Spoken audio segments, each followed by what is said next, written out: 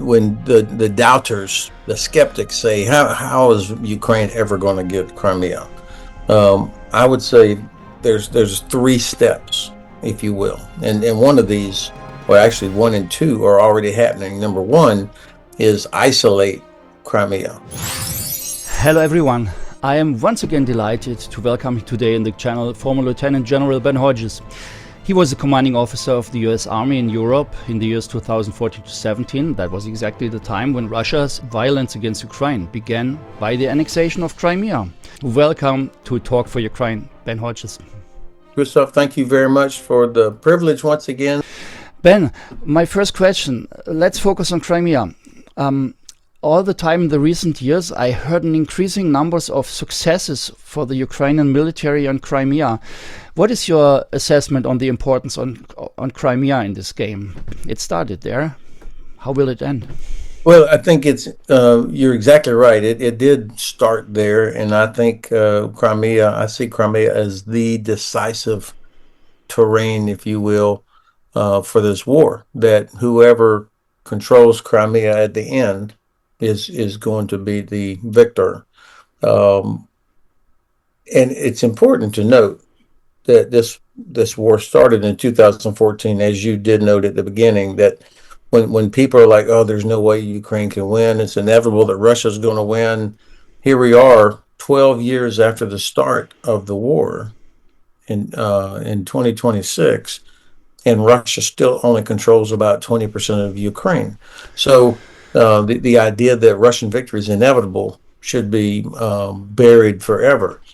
Now, to Crimea, why does it matter? Why did Catherine the Great annex it back at the end of the 18th century? Because of obviously this peninsula juts out into the Black Sea, and whoever owns it can dominate the Black Sea.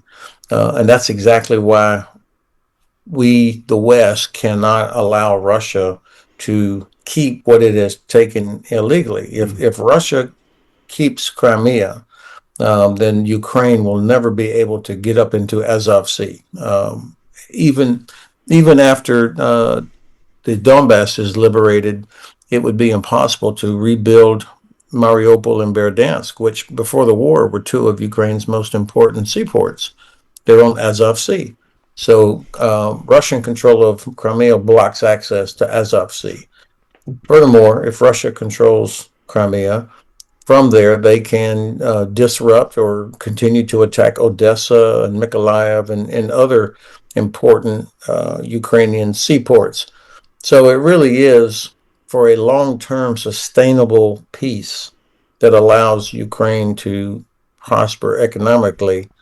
You cannot have Russia continuing to illegally occupy Crimea. And you also you mentioned the importance of those Ukrainian ports, but the port of Sevastopol used to be all the time completely Russian. It had some special status after the collapse of Soviet Union, and they had some special agreement with Ukraine. But anyway, it was Russian, and now I heard that this port of Sevastopol for the Russian Navy is also not usable anymore. This is the key. When the doubters, the skeptics say, how is Ukraine ever going to get Crimea? I would say there's three steps, if you will. And one of these, well, actually one and two are already happening. Number one is isolate Crimea. There's the big famous Kerch Bridge, of course, which has been attacked several times and has been weakened. And then you've got the land corridor, which I think is Highway M14, which comes from Mariupol down along the coast and then heads past Zhankoy into Crimea. So if Ukraine is able to cut or render those two routes unusable, then you will achieve the isolation of Crimea, which makes it very difficult for the Russians to reinforce it, to keep it supplied, to use it. The other step, or critical part of this, of course, is exactly what you just referenced, and that's make the Crimean Peninsula unusable or untenable for Russian forces. I mean, there's no mystery about where the airfields are, where the ports are, where the logistics hubs are. Um, and Ukraine now has the ability to strike with precision each of these places. So by making it untenable for Russian forces, I mean, the Navy is pretty much already gone from Sevastopol, most of it. They've had to relocate to Novorossiysk. So if you can make these places unusable for the Russians, then the third step of eventually being reoccupied by Ukrainians becomes much more feasible. I think by and large, though, it's going to take the what appears to me to be the current Ukrainian main effort, which is the destruction of Russia's oil and gas exporting. This is a massive fire. Infrastructure. When that's gone, or as that becomes degraded, as that is degraded, it becomes less and less feasible for Russia to continue to sustain the war. Mm-hmm. So it's a multifaceted approach of isolation, render it untenable, eventually reoccupy, but also continue the attacks on Russian oil and gas infrastructure. This, I believe, is the theory of victory for Ukraine. It's one day it will collapse, the whole thing, of course, and the Russian dictator Vladimir Putin will be gone, the one or the other way. But to achieve those things, there's a lot of different directions they can take. But when we focus on Crimea again, there is this famous Kerch Bridge, which was built directly after the annexation of Crimea in 2000. Was it the end of 2014, beginning 2015? They built it, and no, it was early days after the annexation. That's correct. Yes, and this bridge is a big symbol. I remember these images when Vladimir Putin himself in a truck was driving proudly on this bridge to Crimea, and the Russians, they were happy and proud and said, "Yeah, Krim nash, it's us, the Crimea now is reunified, and you Germans, you must understand how it is to be reunified." You know, this was a lot of interesting narratives floating around those days. So the political and psychological impact of Crimea is not to underestimate. How do you see it?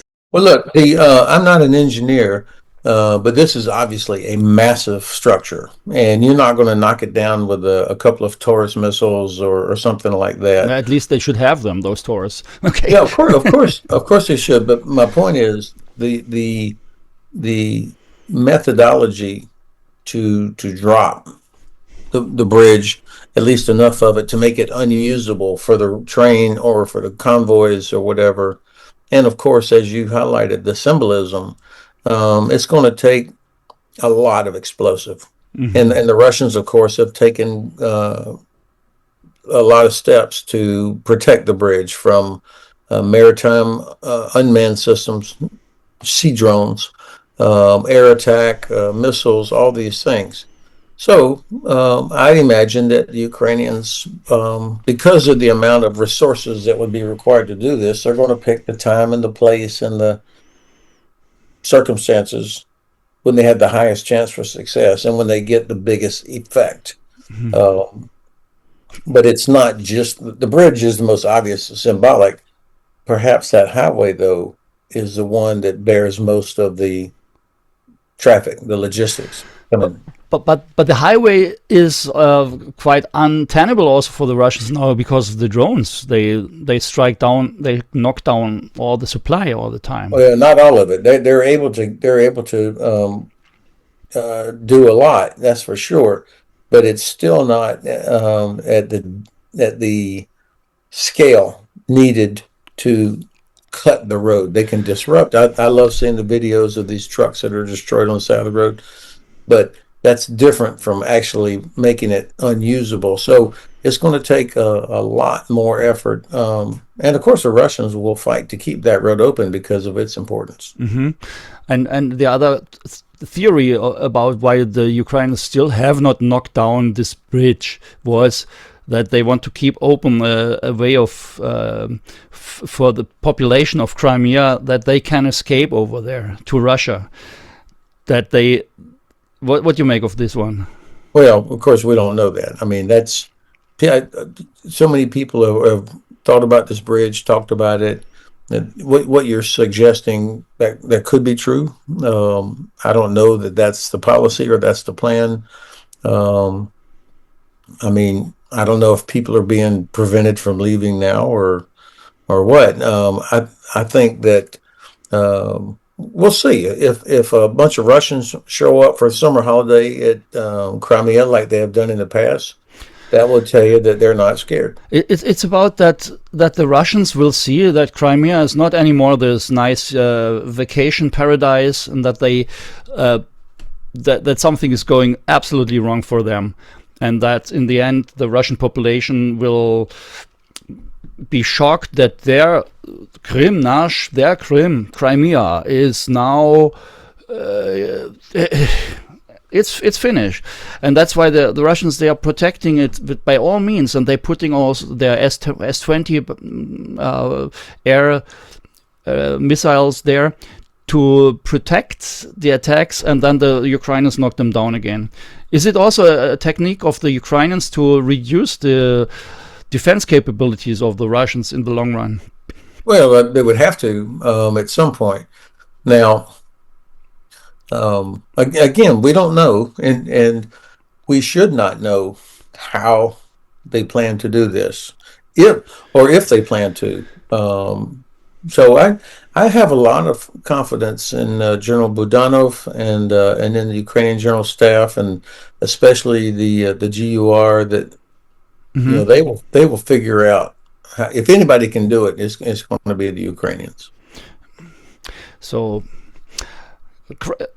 for me, Crimea is also very symbolic. That's why, because I remember President Selenskij in the beginning of the war in 2022, he was asked, how does he see the end of the war? What will happen then? And then he said, I will be at the beach on Crimea and drink a good beer on the beach and make holidays there. That was a very symbolic answer, I think. Yeah, and well, I mean that's, and I think that happens, and I would love to go there myself. Me too. I've been there too. Have you ever been? No, I've never been there. That is a beautiful area, but inside of Crimea it's flat and dry. And dry is also a key word, because the water supply of Crimea is also a huge problem for the population there. It's really difficult to support them. Well, there was a canal, I think, that was built a while back, and at one point the Ukrainians had blocked the canal. So I don't know what the Russians are doing to address the water situation there. I don't know too, but for them it's really difficult. So it's kind of a siege, and I wonder all the time, why does it take so long to make the Crimea untenable? So okay, let's focus maybe on the other. Well, look, this is an important point. Okay, okay. You know, I'm reading a history of Crimea right now, actually, and over the centuries, it was always difficult because of its geography, obviously. Right. The Perikop Isthmus, which connects it, does not give a lot of opportunity for any kind of land-based assault. It's and through the centuries, whether it was the Ottomans or anybody else, they could block access, and it really took a clever, wise person to be able to help penetrate that or go around those defenses. But it's also who controls the sea, and you can't just do amphibious landings on the coast of Crimea if the other side still has a lot of combat power, sea power out there. So you've got geographical factors, and then a multi-domain challenge, air, land, and sea, and cyber, and special forces. I mean, all of these things would have to be sorted out. So it takes a lot of time. And again, what is Ukraine's objective here? or what should it be? I think if they can get Crimea back through as part of the negotiated end to the war, okay, obviously that's the way to do it. But it's hard to imagine the Russians agreeing to give it up unless they are getting crushed so badly everywhere else. That is exactly the point, and many many of my German fellows, high-ranked militaries, anybody is afraid of Russia being crushed. This is the biggest problem they see. Russia is a nuclear power, and if they are crushed, they will make stupid things, and we don't want that. And that's why we want better to keep the status quo, which is so bad. But the N option is even worse. Yeah. What's your take on that, Ben?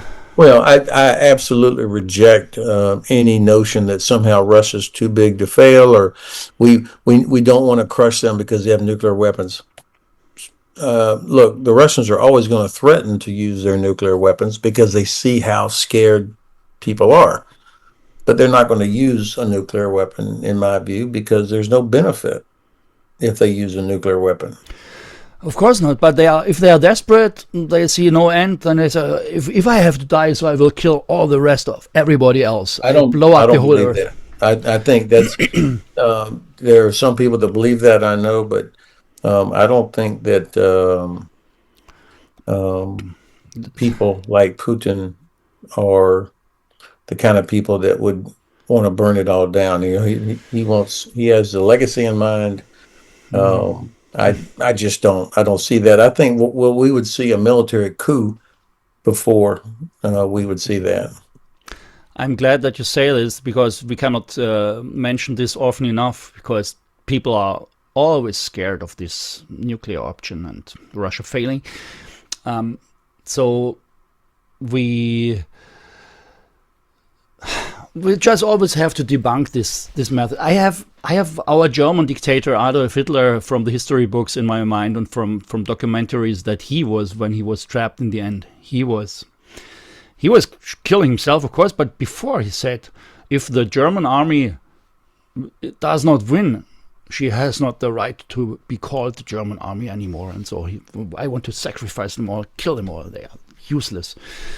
And such a behavior, could you really say that Vladimir Putin is so rational that he would never say do a thing like that, kill everybody? No, I wouldn't say that, but I would say that people around him would prevent him from doing that. Oh, that's good. I don't think that, Shoigu or Gerasimov or any of these other Russian generals or people in the military establishment who make a lot of money because of that they are interested in seeing Putin try to destroy that. And I think there also are probably a lot of Russian officers who, while they may be criminal in their activities, they still see their duty as protecting the motherland. And so they would be very, I would say, on guard against anything that would lead to the total destruction of Russia's armed forces, which are needed to protect Russia. Yeah, okay. So that's a good word for finishing this talk today. Let's wrap it up here. And thank you very much, Ben, for your insights and your expertise, and for being several times already in this channel, hopefully not for the last one. All the best to you, Ben, on this Pfingst Monday. Thank you very much. I always enjoy our conversation, Christoph. Thank you very much.